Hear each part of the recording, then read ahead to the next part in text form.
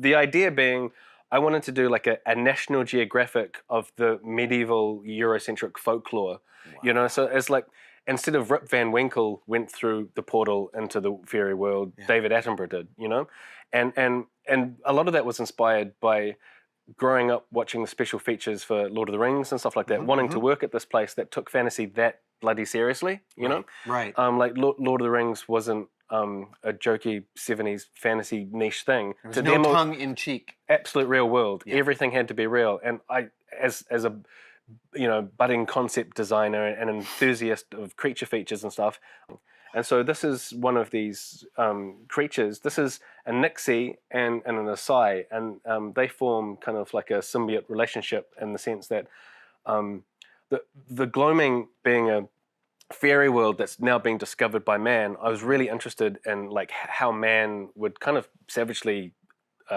colonize that and use it for resources. And these guys have a particular type of toxin that's used in like medicinal kind of things, but these guys are vicious little guys, and so these guys hang around the ponds and swamps where the Nixies are, and the adventuring parties that go into the Gloaming, this is one of the resources they're looking for, but it's great for the Nixies because it brings people to where they can drown them in their ponds and stuff like that. And so anyway, so creating these characters, now I'm branching those. This is like a Nixie den mother, and so we're expanding on the world of the Gloaming and the creatures by. So that's an undersketch I do first. Yeah. Because that's where I'm absolutely free, no mistakes, and just and then I trace over that more earnestly, and then so these are wood roses. And these are different species of wood rose that we're making playable characters.